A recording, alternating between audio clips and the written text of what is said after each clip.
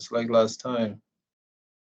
Okay, so we're gonna continue, this chapter 3. Today we're gonna see what you call the rational functions. So last time we saw how to find the zeros, how to track down the zeros of a polynomial.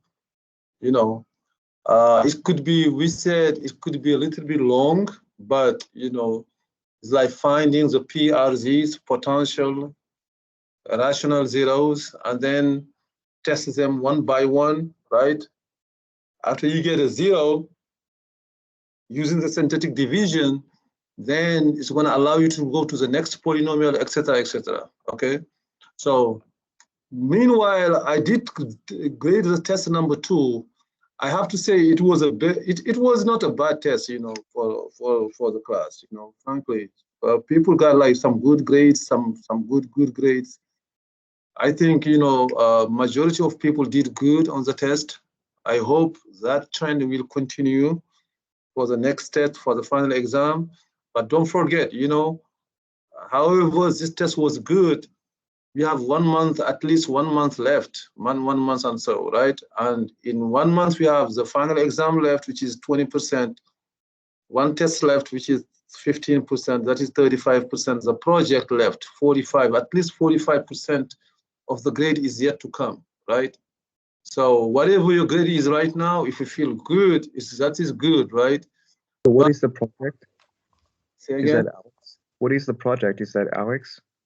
Yeah, I mean, I will send the project like very soon. Okay, I will give like about 10 days to do it, to complete the project and then turn it back. Okay, so that is I mean by that, like 45% at least of the grade is outstanding.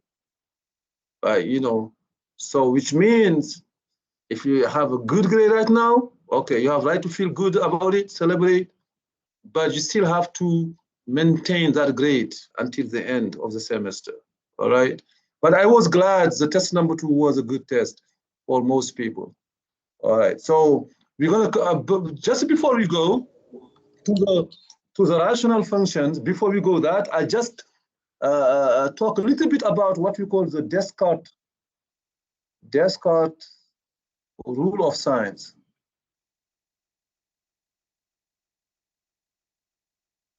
This rules allows people to count how many positive zeros, how many negative zeros, right? It allows people to count how many positive zeros we could have, how many negative zeros we could have.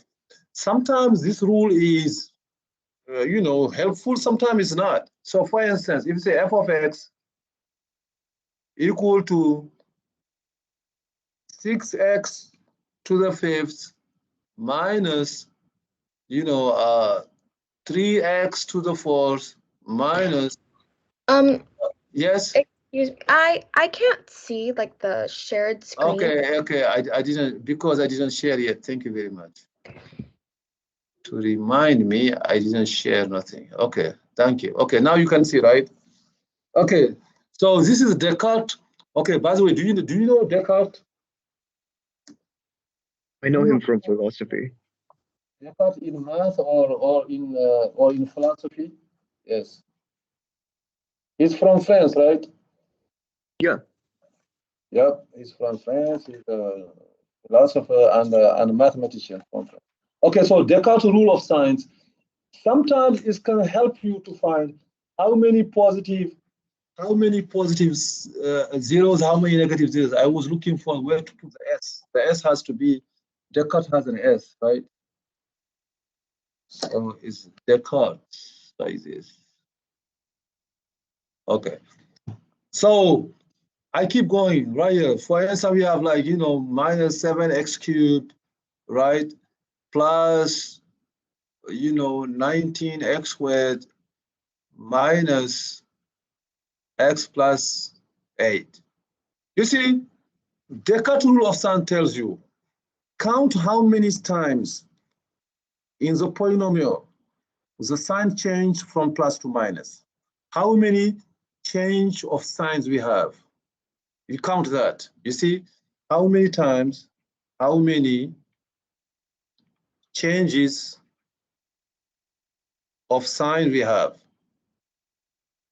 in f of x, right? How many? What do you think? Every time it changes from plus to minus, from minus to plus. Look, how many we have? Changes about 4. 4 times. 4 changes, right? We have 1 change right here, right?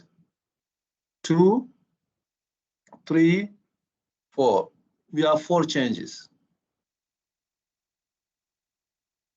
The Descartes rule of change tells you, since we have 4 changes, it means either we have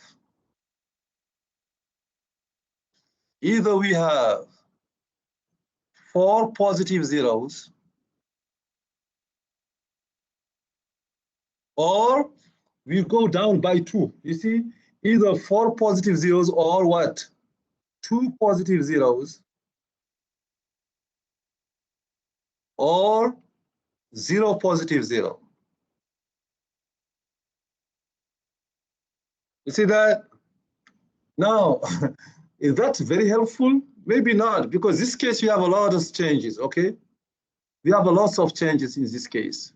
Okay, so it tells you before you even crack down the zeros, it tells you you could have 4 positive zeros, or 2 positive zeros, or no positive zero, right? 0 positive zeros. If you have 7 changes, in signs, what the Descartes rule tells you, how many positive zeros you could have? You could have, if you have 7 changes, either 7 zeros or what? 0. You go down by 2.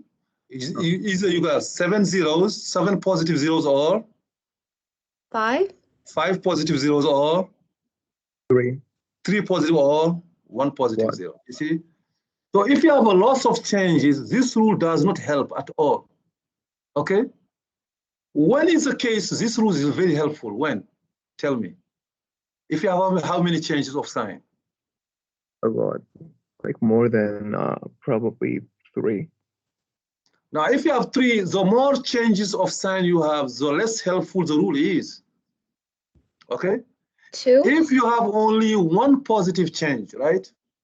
1 positive, I mean, if you have only 1 change of sign, only 1, it tells you how many positive zeros you have. It tells you exactly 1 positive zero. Okay? If you have only 1 change, you see, if you have, for instance, right here, if you have this, if you have f of x equal x cubed plus 9x squared plus 7x minus 17. How many changes of sign we have? How many? 3. It's just 1. Only 1 change, right? Since I have only 1 change, so how many positive zeros I have there? 1. 1 positive zero, because now, if I say or, can I go down by 2 here from 1? Can I go down by 2? No, Can it I would be negative. Only 1, right? It's going to be negative. If I go down by 2, the next number that's going to come is negative 1, right? Okay. So if you have 1 change, then it guarantees you have only 1 positive zero, right? Because you cannot go down by 2. You cannot say 1 minus 2, right? You see? So that is the case where the rule is the most helpful. That now the rule is very helpful. Let's say you have the PRZs here, and you say you check 1 and you get 1 as a 0. Then you're going to stop. You're going to stop checking all the positive numbers then, because you have 1 positive zero, right? Then this is helpful. The more changes you have, the less helpful the rule is. Okay. Okay, that is for the negative zeros. How to count the positive? That's for the positive zeros. How to count the negative zeros? For the negative zeros, you plug in negative x. You see, for instance, here, what is f of negative x? F of negative x is negative x cubed plus 9 times negative x squared plus 7 times negative x minus 17, which is negative x cubed plus 9x squared minus 7x minus 17. How many changes of sign you have here? in f of negative x, how many changes of sign? You have one and you have two, right? You have two changes. Since you have two changes in negative x, in f of negative x, the rule tells you either you have two negative zeros or what? Or zero negative zero, right? Okay.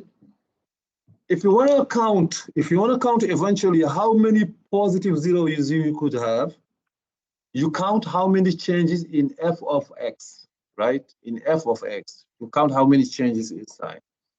If you want to count how many negative zeros you're going to have, you have to count how many changes in f of negative x, okay?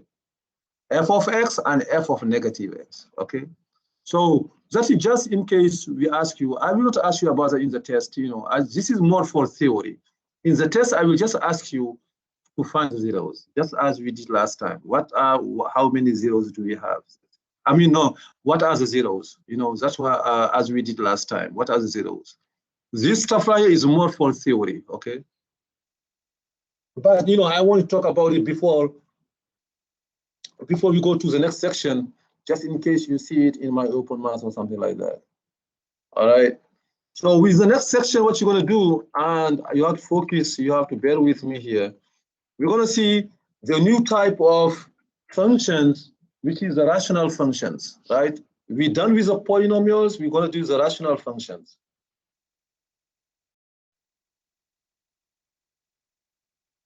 A rational function is a function that is a polynomial divided by another polynomial. A rational function here is f of x equal to p of x divided by q of x, where p is a polynomial and q is a polynomial. That is what's called a rational function.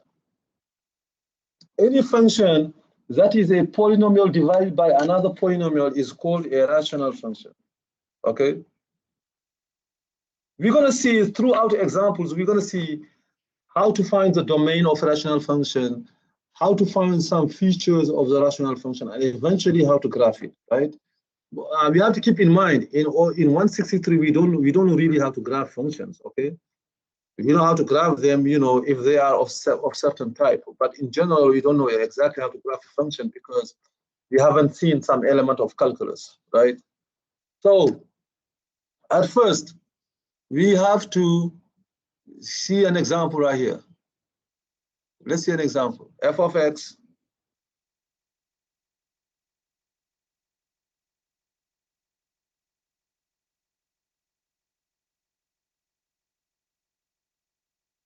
equals 1 over x.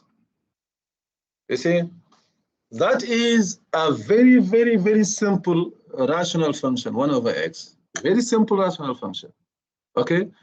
So can we argue the numerator is a polynomial? Can we argue that? What do you think? Is a numerator a polynomial? No.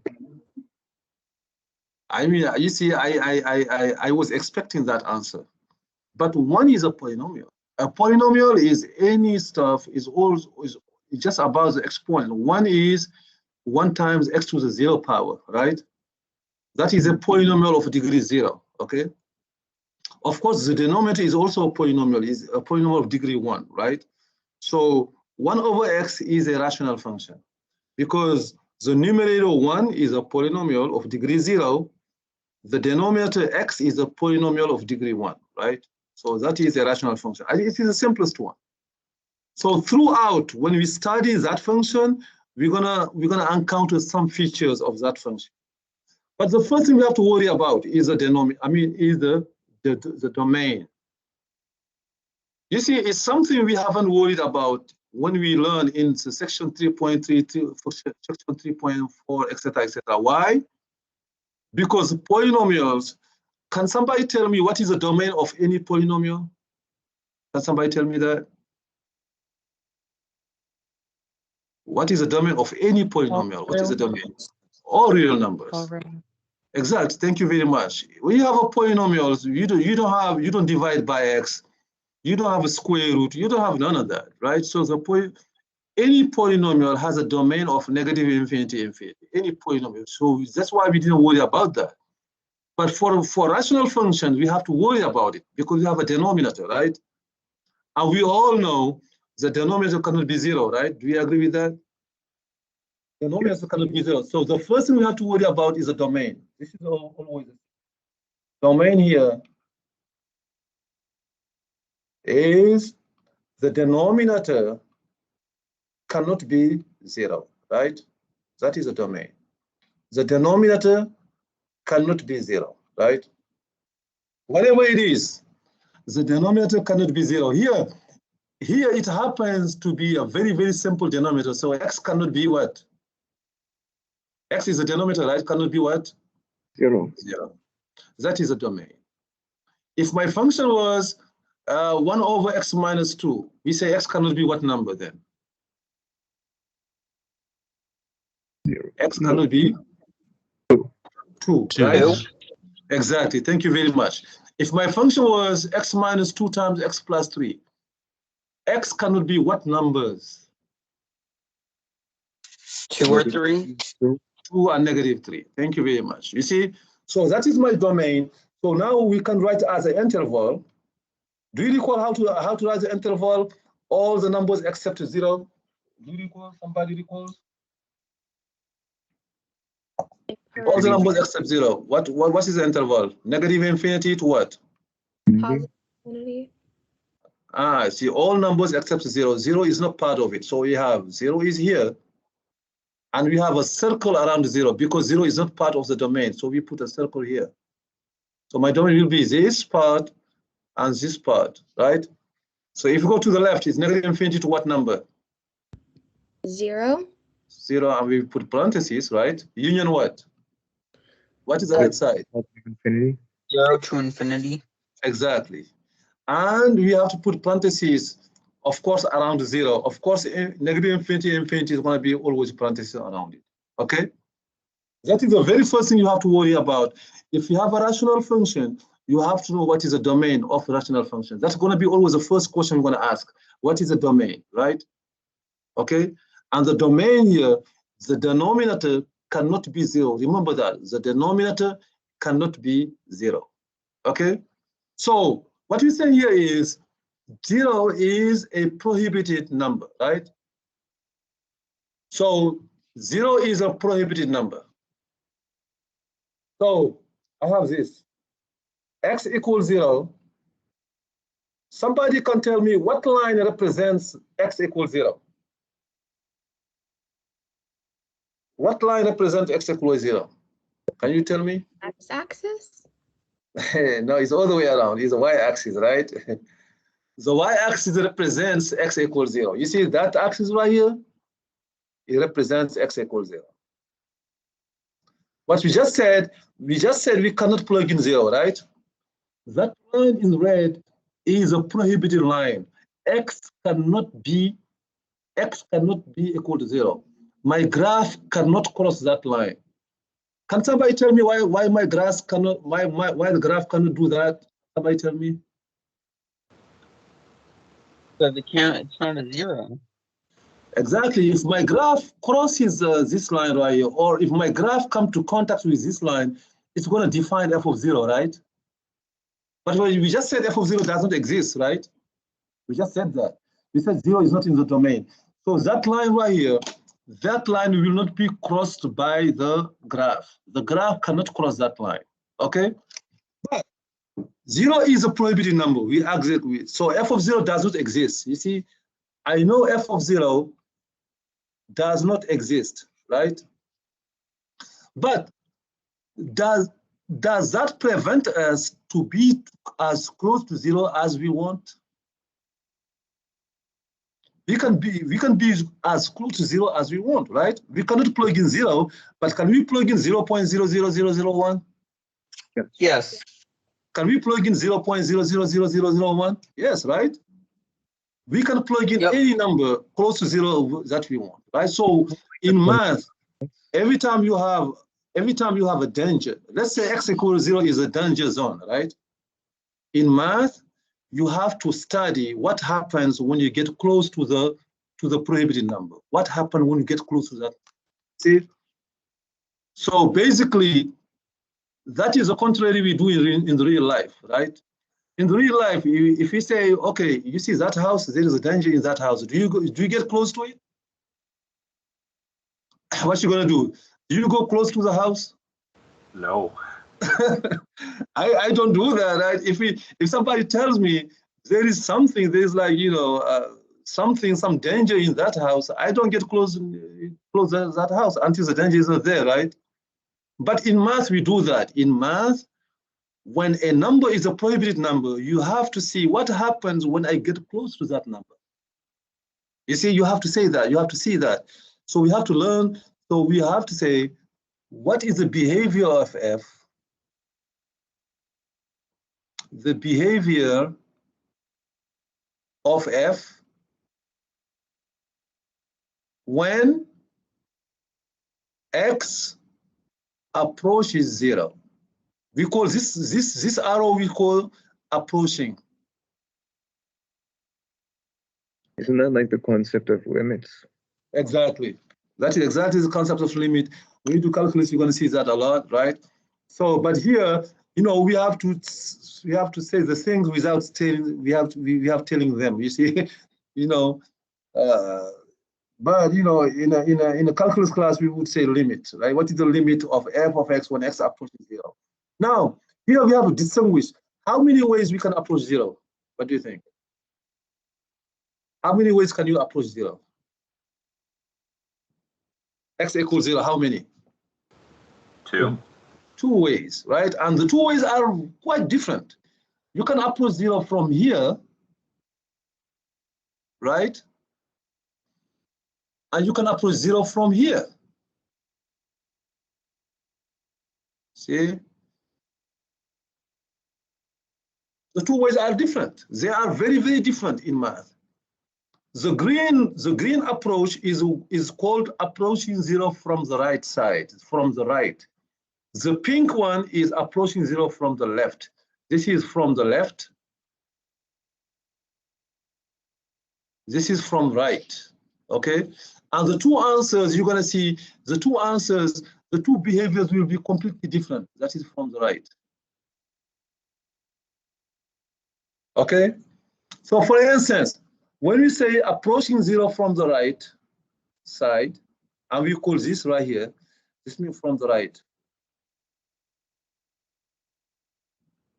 This means x approaches 0 from the right. For instance, what is the pace of x when x approaches 0 from the right? For instance, let's say x is 2, and then x becomes 1, and then x becomes 0.5, and then x becomes 0.1, and then 0.01, and then 0.00001. You see? So what x is doing? Do you see what x is doing? Yeah, it's X is getting approaching 0, right? Getting closer and closer and closer to 0. But from what side of 0? The left side? From the right side of 0. Oh, the Okay? right side. Exactly. You see, what is the behavior of f when x gradually approaches 0 from the right side? It's very easy to figure out, basically. So we just want to do some, some table here. Right here, for instance. A very quick table. So x, f of x, right? Let's pick some example. When x is 0.1, how much is f of x? Is 1 over 0.1, right? Which is 10. You see? When x is 0.01, how much is f of x? 1 over 0.01, which is 100. When x is 0.00001, it's going to be 1 over 0.0001, which is 10,000, right? Or 100,000. Okay? So, when x approaches 0 from the right, do you see the pattern of x? What f of x is how f of x is behaving? How? Do you see that? It's asking harder? F of x is getting what? Is getting what? It's Is getting closer and closer to Larger. 0 from the right. when x approaches 0 from the right, right? Which means x is gradually approaching 0. F of x is getting how? It's increasing. It's increasing, getting bigger and bigger and bigger, right? What do you think? So the last example 0.0001, it is like is it the best we can do approaching 0? Or can we get close to 0 more than that? Yeah. I Of think course, yes, right? We can put 0 point like 100 zeros 1, right? Yeah. What's f of x is going to be what? Even bigger, right? So from here you can say as x, from here you can say as x approaches 0 from the right, So that's f of x is going to what? equal infinity, approach infinity. Approaches infinity. Thank you very much. And this is a pattern we see here. As x approaches 0 from the right, actually f of x is going to infinity. See that? Okay. So now let's see what's going to be on the graph. Okay, let me first share my stuff here, my screen, the whole screen. So or share the screen. Okay, so now you can see now let me put my graph right here, and we're going to see what that means.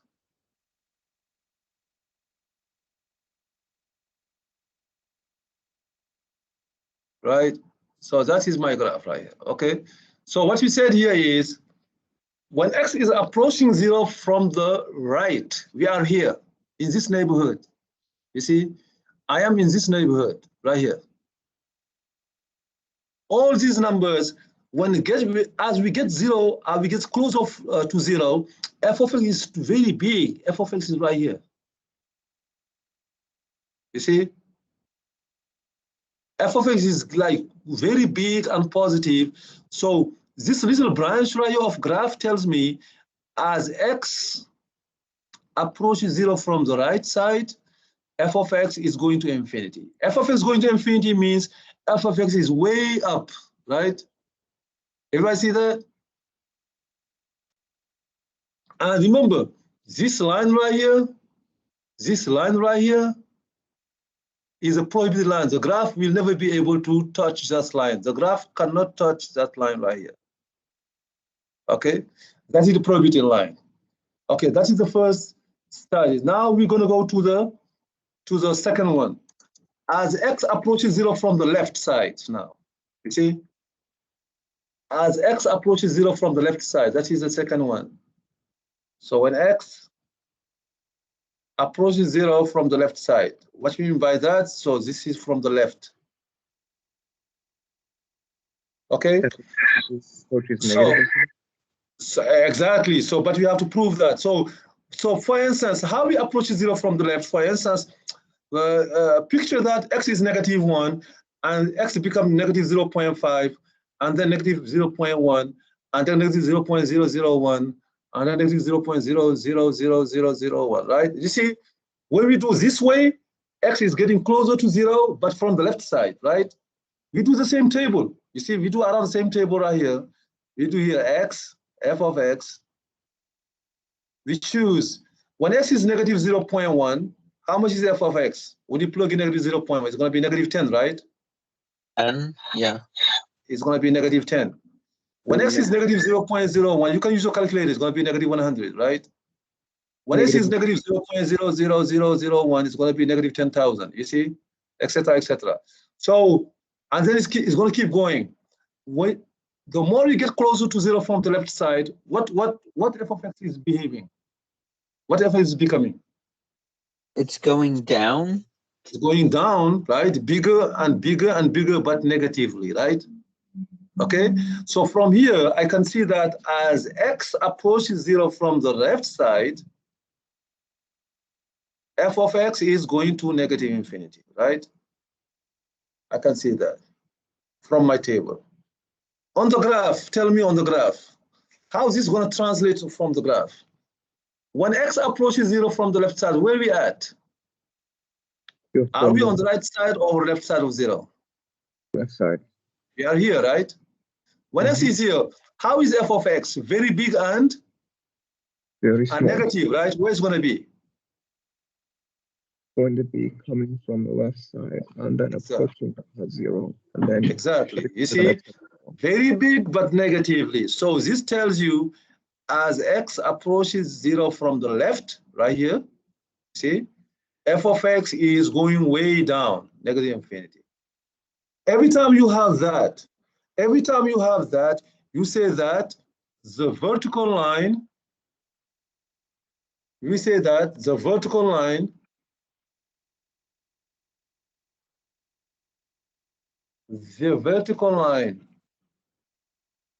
Professor, I have a question. yes, Is it also accurate to think of it in the way that f of x approaches negative infinity and f of x approaches infinity are all factors that are not 0? Or all numbers that are not 0? all the numbers are not 0. Yeah, is it also accurate to think of it that way? What number do you think about? Well, any number that isn't 0, as long as it doesn't approach 0. Yeah, I mean, so it means that any number, first of all, this concerns the neighborhood of 0, right? The neighborhood of x equals 0. What we write here is the neighborhood of x equals. We have to approach 0 from, but we have to say approaching does not mean equal. Right. We just get close to 0, but we never equal 0. Anyway, we cannot because 0 is not in the domain, right? When you get x equals 0, it explodes completely. See? But you can get close to 0 as much as you want. That is the concept of limit, right?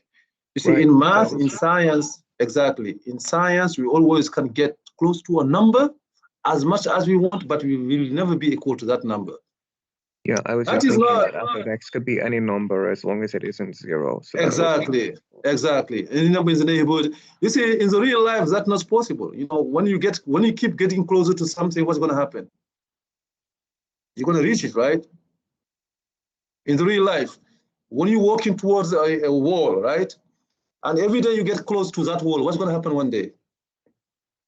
You're going to hit it. You're going to reach the wall, right? But in math, in science, that concept is possible in science. We get close to something, we'll never reach it. You see? We're getting close to it, but we will never reach it.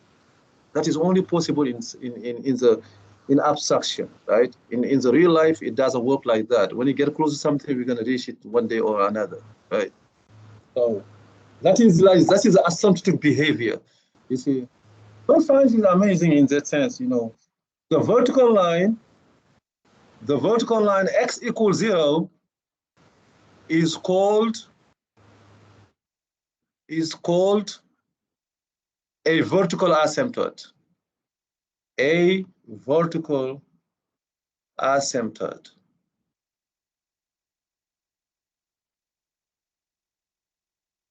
What is an asymptote? It is something here, how we understand the vertical asymptote. It is a vertical line that the graph will never be able to cross. I mean, to even touch. The graph cannot touch. And every time we approach that line, the values of the function explodes. You see? The values of the function, they go to infinity or they go to negative infinity, okay? That is the concept of vertical line. It is a red line, the graph cannot touch it, right? And when we get close to that line, the values of the function go to infinity or they go to negative infinity, they explode, okay? That is the vertical asymptote. Now, do we have any link between the vertical asymptote and the domain? Look at the domain. What was the domain? All the numbers except what? 0. All the numbers except 0. What is the vertical asymptote? What line is the vertical asymptote? X equal? 0. All the numbers 0. except 0. No, the vertical asymptote is the line x equals 0. The domain is all the numbers except 0, right? That is the same 0, okay? You see that 0 here is the same 0 here, okay? There is an intimate link between the domain and the vertical asymptote. Any number that is not in the domain will define a vertical asymptote, right? Any number that is not in the domain will define a vertical asymptote. Okay, so for instance, before we go to next, so before we go to the next, stuff right here, if my function is this, if f of x is 1 over x minus 2 times x plus 3, what is the domain? All numbers except what? 0. 2 and -3. 2 and Negative all the 3. numbers except Negative 2 and 3. Negative and 3. negative 3, right? That is the domain. All the numbers except 2 and negative 3. And guess what? If somebody asks you what will be the vertical asymptote of this function, what you going to say? 2 and negative. The lines x equal 2 and x equal negative 3. They will be the vertical asymptote, right?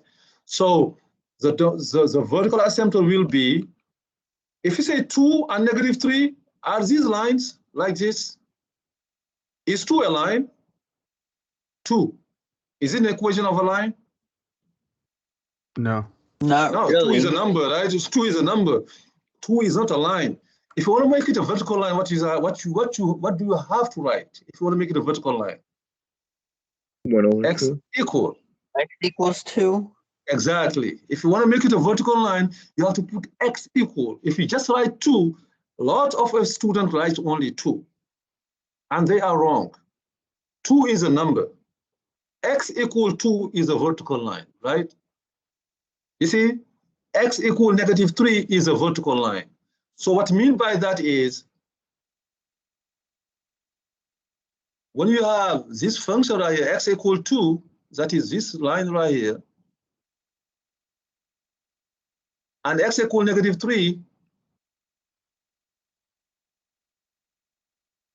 these two lines are my vertical asymptotes, which means when the function gets close to those lines, my graph will be either infinity or negative infinity, right? Infinity or negative infinity, right? You have to do the math to know which case it is, right? It's going to be either infinity or negative infinity. Either infinity or negative infinity, right? You see that? That is the meaning of the vertical line. What that means, when you plug in this function right here, without even doing the math, when you plug in 1.999999, what's going to happen? What's the number you're going to have? Infinity. You're going to have a big number. It could be infinity, it could be negative infinity, right? But you're going to have a big number, you see? When you plug in 1.999, because 1.9999 is very close to 2, right? When you plug in 2.9999, what's going to have? I mean, not negative 2.9999, what's going to have? You're going to have also a big number, either a big number positive or a big number negative, right? Okay, you have to do the math to know exactly what's going to happen. But you're going to either go to infinity or either go to negative infinity. All right? Okay, so that is the concept of vertical asymptote. Now, everybody sees the link between the vertical asymptote and the domain? Everybody? Everybody sees the link between the vertical asymptote and the domain? Yes. Exactly. All right, thank you. So now, you see, now we're going to introduce another concept by studying this. You see, the domain is all real numbers except 0. When I say all real numbers, it involves numbers going to infinity, right? I have to see what is the behavior of my function f when x goes to infinity or negative infinity. Always. Every time the domain has infinity in it, every time the domain is unbounded, you have to see what is the behavior of f when f gets big, right? When x gets big either positively or either negatively, right? That is our next step. What is the behavior of f? That is the third, right? What is the behavior of f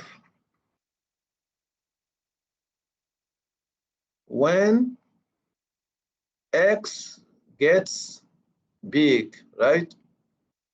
So meaning, as x approaches infinity, for instance, when x gets big and positive, f of x would get close to what number, you see?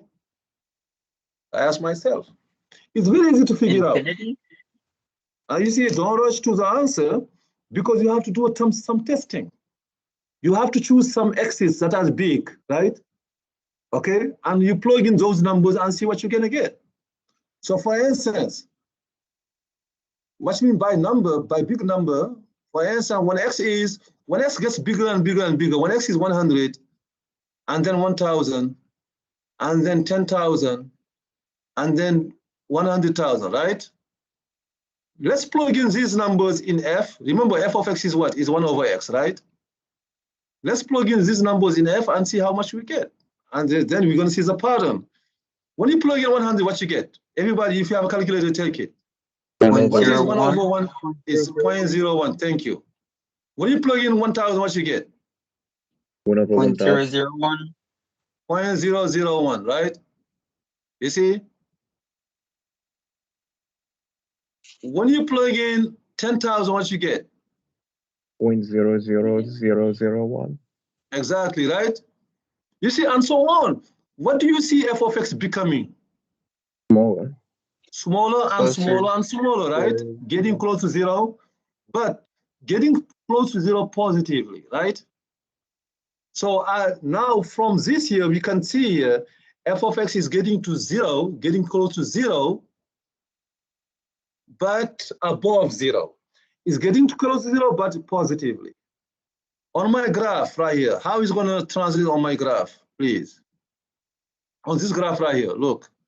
When x is going to infinity, when x is 100, 1,000, 10,000, 100,000, 1 million, where are we at on the part, in what part of the x-axis we at?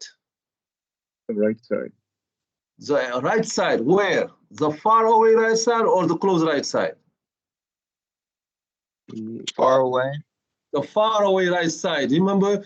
So try to put 10,000 here. Where are you going to put 10,000, right? Don't you put 10,000 around here? You don't, I think Okay. you just write in above the far side and then like draw the asymptote. Exactly. So here, x got close to, x is getting big, so we are here in this neighborhood. X is getting too big. I'm sorry. So we are in this neighborhood, right? What happens when x is getting here? My graph is very close to zero, but by positive numbers. So my graph is like this, very close to zero. You see? This tells me as x goes to infinity, f of x gets close to zero. What it tells me. Okay? And let's do the same thing with when x gets close to zero, when x gets big, but negatively. As x approaches negative infinity, we do the same table, right? Same table, x, f of x. When x is negative negative 100, f of x is negative 0.01. When it is negative 1,000, f of x is negative 0.001, right? Etc., etc. When x is negative 10,000, f of x is negative 0.0001, right? So we see that as x gets close to negative infinity, f of x will get close to zero by negative values, right? But be close to zero but negatively under zero. So when Professor, x is going to, yes, go ahead. can you tell us why, if if linear algebra has so many applications in both regular algebra and calculus and pre-calculus, why isn't it taught alongside algebra in like, high school or middle school or anything like that? I mean, linear algebra has a lot of applications, but the only reason we don't teach linear algebra like very, very early, because if you go to linear algebra very quickly, you will need some concepts that are a little bit complicated. You see, some math stuff that is a little bit complicated, for instance, to teach to somebody who is just beginning math. Okay, but linear algebra is one of the math fields with a lot of application. I mean, matrices, vector space, matrices, all that. These like a lot of applications. Even the concept of matrix, the representation of things with matrices, that is a very useful representation. if you want to describe real life, okay? And you have lots of applications, but the thing is a 200 class, like 257. I have a linear algebra class. The reason it is a 200 level class is because when you do linear algebra, very quickly you will need some math, topics, right? Some math manipulations, and they are not trivial. They are not like easy to do sometimes. Okay. Okay. It's just like I saw it referenced constantly throughout our textbook, and it's in calculus, stuff too. And it's like I was wondering why isn't taught like lower, because it seems to be constantly in everything. But you are. You see, it is the same level of the 200 level is like the calculus 1, calculus 2, calculus 3. Linear algebra is the same level of math, and sometimes you will need even calculus to answer some questions in linear algebra, because of the applications that linear algebra has. You will need even sometimes you need calculus itself. So, all right, but that's a good question. So now, what we said here is when x goes very big negatively, which means we are here. We are to the extreme left of the x-axis. We are here. When x gets very big negatively, f of x is very close to 0, but with a negative. So y is very small, but negatively, right? You see, this small stuff tells you as x gets very big and negatively, the y is very small, right? The y is almost 0. This right here, this line right here, because of the fact when x is very big, my function approaches this line. This line is called a horizontal asymptote. You see, this is called a horizontal asymptote.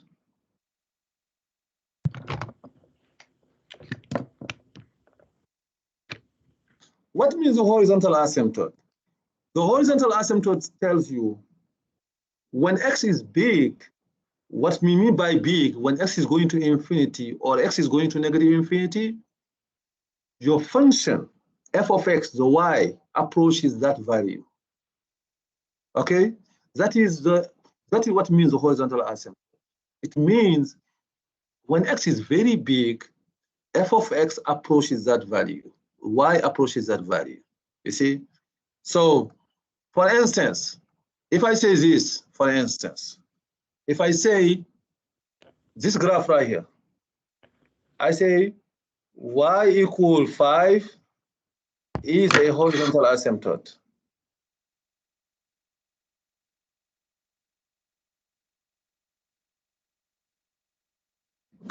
For f, what it means?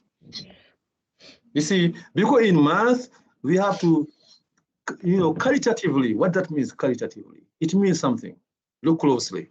This is a horizontal line, right?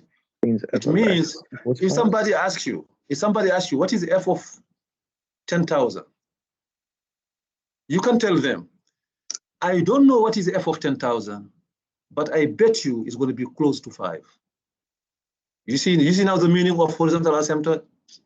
It means when you plug in big numbers, your function will be close to that number.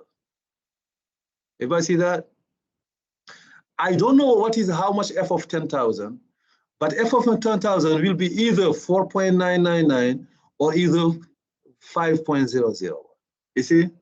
Wouldn't it be 5.0001?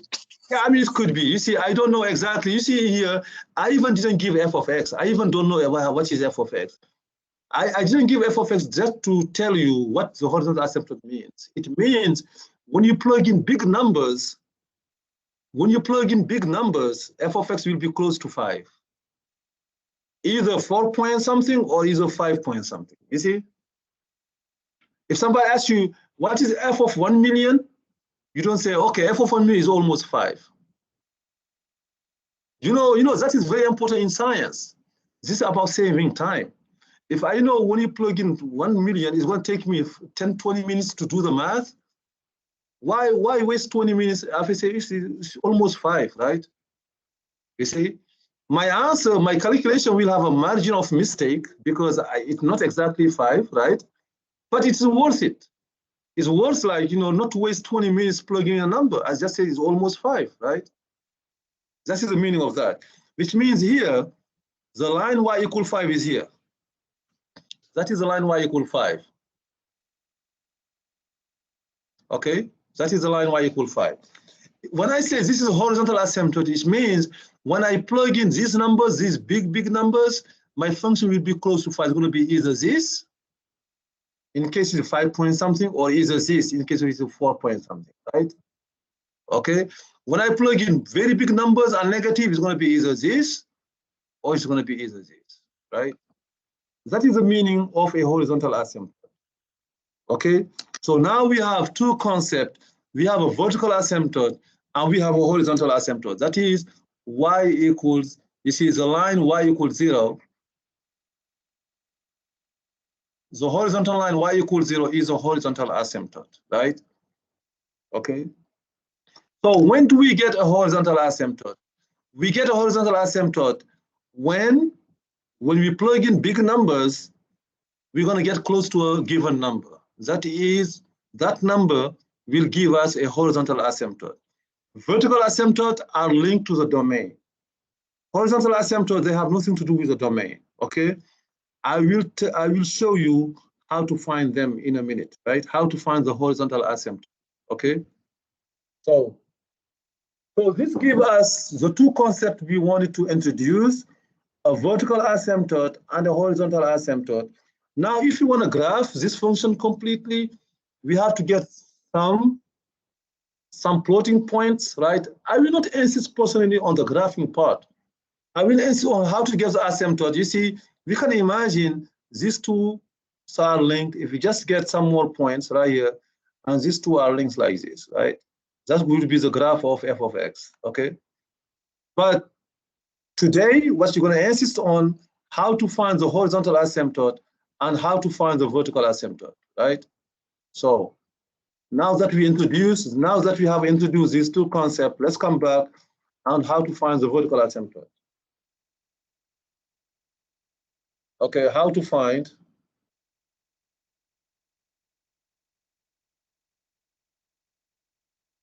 vertical asymptotes.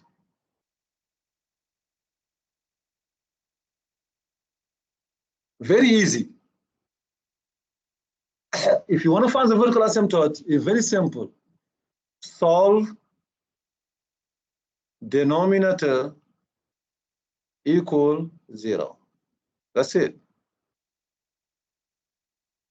If you want to find a vertical asymptote, you just have to solve denominator equal 0. Okay? So for instance, no, for vertical asymptote, we're gonna do the horizontal next, right? But for vertical asymptote, if you want to find the vertical asymptote, you just solve the denominator equal 0. For instance, f of x equals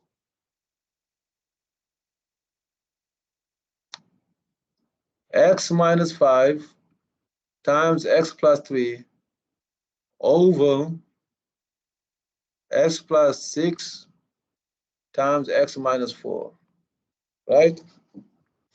If somebody asks you what are the vertical asymptotes, what you tell them? -6 and +4. Is it that you're gonna put in your answer? Oh, What x is equals 6. Exactly. You see, everybody says, you see that? To solve vertical asymptote, very simple. You solve denominator equals 0, right? Which means x plus 6 times x minus 4 equals 0. So we get x equal -6, x equal 4. So what are the vertical asymptote? Yes? Do we only calculate the bottom of these sorts of equations because that's our slope, and if it were 0, it would be undefined? Yeah, we only focus on the denominator because the vertical asymptote, they are linked to the domain, and we all know the domain is only, in this case here, the domain is only about the denominator, right? The domain does not involve any way or shape the numerator, okay? If the numerator is equal to 0, so be it, right? But the denominator cannot be equal to 0. Because of that, we just focus on the denominator, right? And that will give us the domain. At the same time, it will give us the vertical asymptote, right? So the vertical asymptote are, please, in your copy, don't forget to put x equal, please, right? X equal -6 or x equal +4, and not or, and, right? These are the two vertical asymptotes. X equal -6, x equal +4. Everybody see how we get the vertical asymptote? All right. Yes, sir. So now, how to get the horizontal asymptote? Okay, now we have the cases. How to get the horizontal asymptote?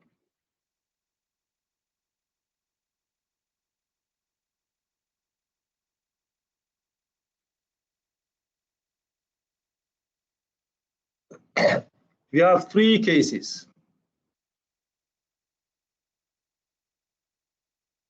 It's all about comparing the degrees between the numerator and the denominator. The first case, the degree of the numerator is less than the degree of the denominator. Okay? So for instance, f of x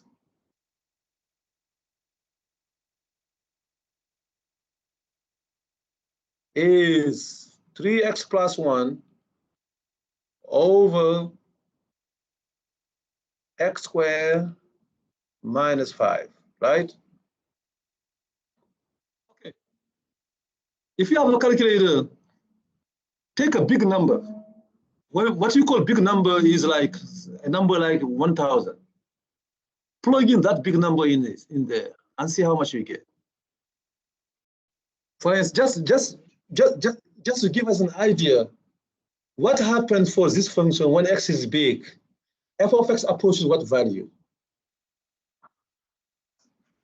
Do that if you have a calculator.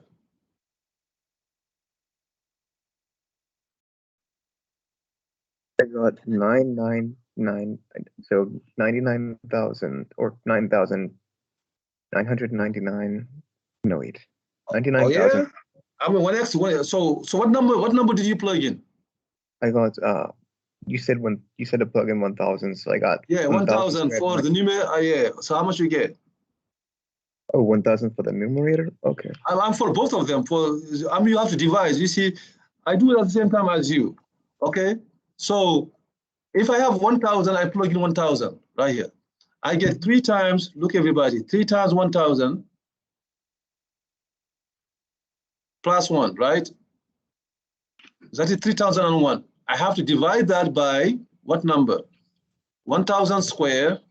Minus 5. So I got 1,000 square, which is 1 million, of course, minus 5, right? 1,995.000001. Yeah, you see, that's what I get. I got 0.003, right? When I plug in 1,000, for instance, if I do f of 1,000,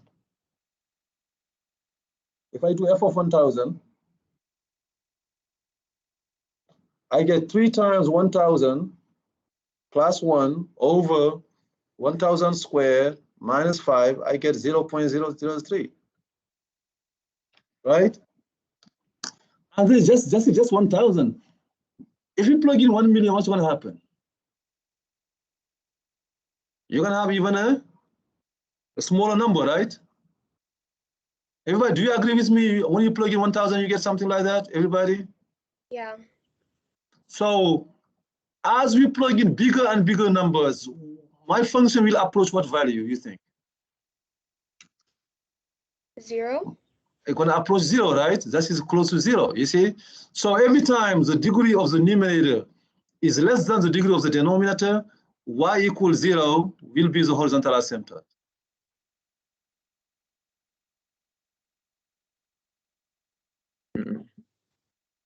Okay?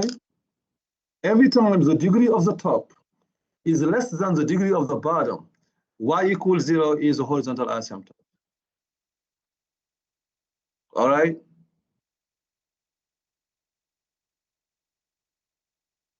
So that is always the case. When the degree of the top is less than the degree of the bottom, y equals 0 will be the horizontal asymptote, which means when you plug in big and big numbers, you're going to get close to 0. That is the meaning of that, okay? Which is which is obvious, almost, right? Because at the bottom, you have more exponents, right? If the exponent in the bottom is bigger, and you plug in big numbers, the bottom will be way, way more important than the top. And when you divide a small number by a big number, you get almost 0, right? Okay, this is the first case. The second case now, when they have the same degrees now. Second case, if the degree of the numerator is actually equal to the degree of the denominator. Right, yes, for instance, we say f of x equal 7x squared plus 2x minus 1 over x squared minus 5x plus 8, right? Again, go ahead, please, somebody, if you have a good calculator, right? Do f of 1000, please, and see how much you get.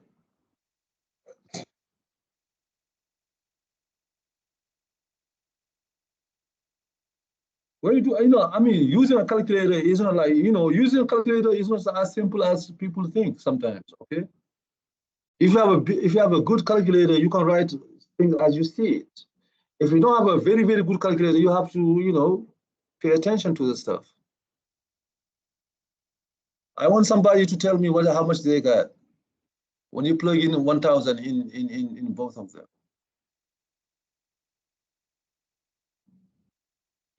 You see, f of 1000 is actually 7 times 1000 squared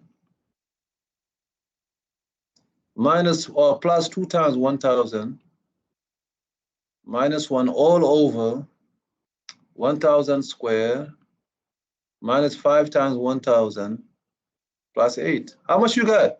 I got 67,000. You got 7,000? No, that's too much. You got almost how much? No, I got 6,997,008. No, that's too much. You see, I don't think you put the right parentheses in your calculator. Maybe Yes, I you have only how much? TI-30, so. I got 7.037. Exactly. Thank you very much. I was expecting a number that is close to 7, right? And we're going to explain why. You see? So everybody, do you see my calculator? Let's do it together. It's 7 times 1000 squared, right? This is 7,000, right? I mean, hold on. It's 7 times 1000 squared, right? Plus 2000 minus 1. That is the numerator, right? Divided by, I open my parentheses, 1000 squared, right? Minus 5000 plus 8, right? I close my parentheses, I do that, 7.03. This is 7.03, right? Which is close to 7. You see close to 7? You see where 7 come from? What is the leading term here? 7, right? What is the leading term at the bottom? 1. What is 7 divided by 1? 7, right? So what is the rationale behind it? When x is big, really big, like x is 1 million, look at the numerator. What term will matter the most? Look at the numerator. When x is big, what term will define the thing? The denominator? No. Look at that. Just the numerator right here. The numerator. Oh. When x is too big, what is the term that really will matter? The leading coefficient? Exactly, the leading term. You see, for instance, 1x is just 1,000, not even big, 1,000. How much is x squared? 1,000 squared is 1 million, right? Okay, when x is 1,000, the leading term will be 7 million. You see the next term, how much is the next term going to be? 2,000, right? Now, if you have 7 million and you add 2,000, it's like you didn't add nothing, right? Let alone if you subtract 1, you see? What we mean by that, as x get big and big and big, only the leading term will matter, this one, from the numerator. From the denominator, only this one will matter, right? So when x gets big and big and big, my function will look like 7x squared divided by 1x squared. When you simplify the x squared, you get only 7 divided by 1, right? Okay, so when the 2 degrees are the same, y equals the leading coefficient divided by the leading coefficient will be the horizontal asymptote.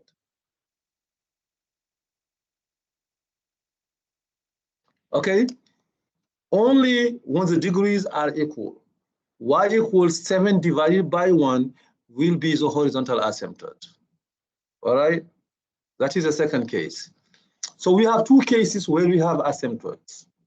The first case is when the we say when the function is denominator heavy.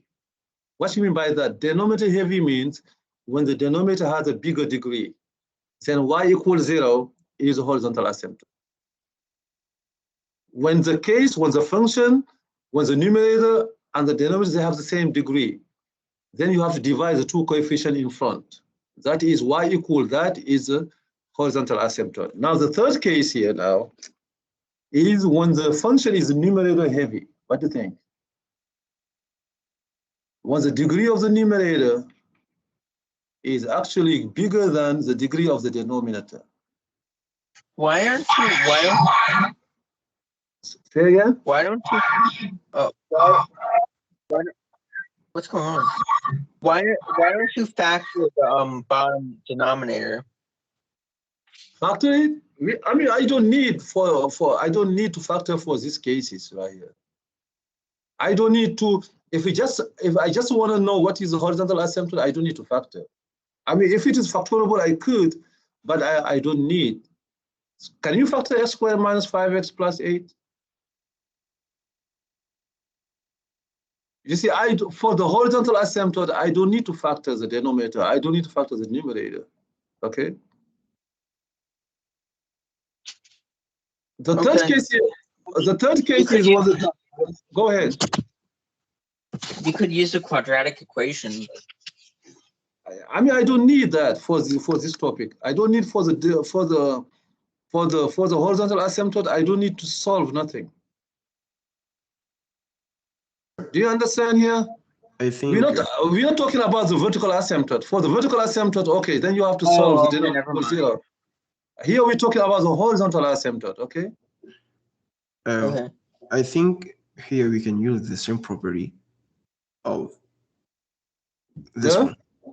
I think we can use the property of simplicity. We can simplify. You can simplify off. Yeah, I mean, you only can simplify when you neglect some terms. This one right here, as is 7x squared plus 2x minus 1 over x squared minus 5x plus 8, as is. I don't think we can do a lot of simplifications, okay? But that's not the goal. The goal is, like I explained it, when you plug in big numbers, right? If you plug in big x's, your function, only the leading terms will play a big role, right? You see, for instance, what's going to happen for the polynomial? I mean, let me digress a little bit. If you have a polynomial, right? Okay, that is like, that is a, theory of math, right? If you have a polynomial, f of x equal to x cubed minus 2x squared plus 5x minus 1, right? when x is a reasonable number, right? When you write f of 3, everybody will bring their contribution, right?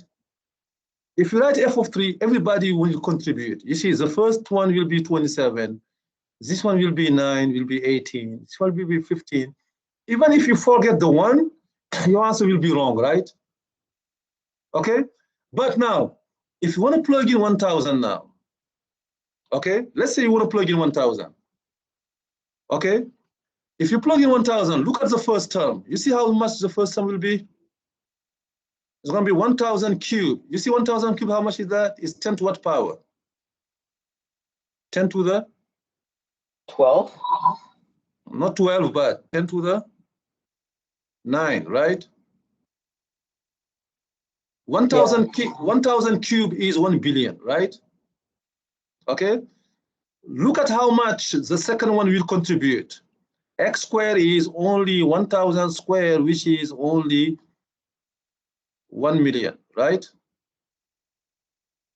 Okay, now, if you have 1 billion, do you really mind if you lose 1 million? I mean, let's say you are not very greedy, okay?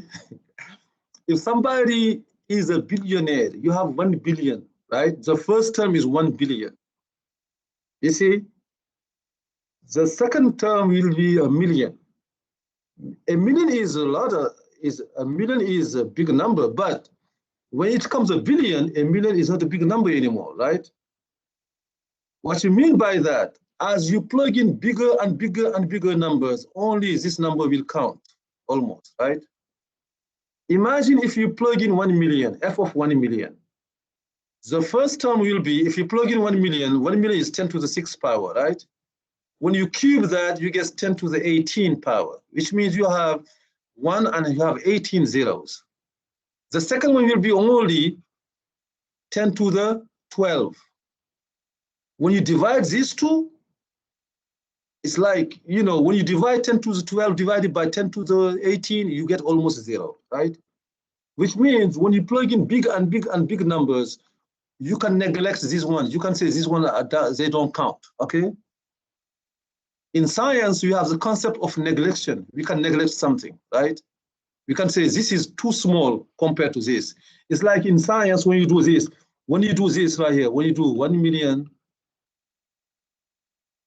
minus 1, right? You can say, okay, I mean, this one is bothering me. Let me just neglect it, right? Okay. So your answer will not be exactly the same answer because, I mean, it's going to be exactly correct, but it is tolerable. You can tolerate that because you just forgot one, right? This is what happens. When you plug in big and big and big numbers, only the leading term will count. That is here. When you plug in big and big numbers, only these two counts. It's like we can neglect these two. We can forget them. And when you have 7x squared divided by 1x squared, it's like 7 over 1 is 7, right? That is the rationale behind it. Now, when the degree of the numerator is bigger now, for instance, f of x equal to x cubed plus 5 divided by x minus 1, you see? Here, when x is big, what counts on the top? When x is big, what term will count at the top? The leading term? X cubed, right? What term will count at the bottom? X. When you simplify them, what you get? You get x squared, right? X squared does not approach any number. When x is big, x squared is even bigger. So which means here, when x is big, in this case, my function will not approach a single number. My function will go to infinity or negative infinity, which means in this case, we have no horizontal asymptote, right? We have 3 cases. 2 of them we have horizontal asymptote. The last case, we don't have a horizontal asymptote, okay? So again, the horizontal asymptote is even faster to find than the vertical asymptote. The vertical asymptote, we have to solve the denominator equals 0, right? You have to do some type of math, some type of solving. The horizontal asymptote, you even don't have to do that. You just compress the degrees, that's it. So for instance, and we're going to close with here. For instance, if you say f of x equal, 3x squared minus 5x plus 1 over 2x squared plus 7x minus 18. What is a horizontal asymptote, do you think? If you refer to above cases, what is a horizontal asymptote? 3 over 3 2. over 2. 3 over 2. What is the complete answer? X equals 3 X over 2. equals 3 over 2. Horizontal asymptote involve what variable? Y. Involves y, exactly. You say y equals 3 over 2. Again, what is the mathematical meaning of that? It means when somebody asks you to plug in f of 6,000, I mean, you see how much is it annoying to plug in 6,000 here, especially if you don't have a calculator. Everybody see that? Isn't it annoying to plug in 6,000 if you don't have a calculator, right? You can say f of 6,000 will be a number close to 1.5, maybe 1.4, maybe 1.6, right? You can say that. You see, for sure, you can say f of 6,000 will be very close to 1.5. That is the meaning of horizontal asymptote, okay? And if you take your calculator and you plug in 6,000, you plug in correctly, I bet you're going to find some number which is close to 1.5. That is the mathematical meaning of horizontal asymptote, okay? Again, why 3 over 5? Because they have the same degree, degree 2. So I forget about this stuff, and this is 3 over 2 like this, right? Okay. So when we come back Thursday, we're going to complete that. We're going to take an example, or you're going to see how to find the x-intercept, how to find the y-intercept. We're going to try to graph some functions. Only to graph like a couple of them before we go to the next section. Okay, but for now, vertical asymptote involves denominator, right? The vertical asymptote is very linked to the denominator. It's very linked to the domain. The horizontal asymptote, you have the 3 cases right here. You have them 3 cases right here. The first case, when the degree of the numerator is less, we have y equals 0, is always a horizontal asymptote. When they are equal, you divide the 2 numbers, and when the numerator is bigger, there is no horizontal asymptote. All right. Okay, so like I said, the test, it was not a bad test at all. I hope the next test will be the same, right? A lot of people passed. I think like most of the class did pass the test, I think. And a lot of people got good grades, so I'm happy with that. So now, if you happen to have like not a good grade, you have to know I'm available for help, during my office hours, right? Sir, okay, you talked about the project. Yeah, the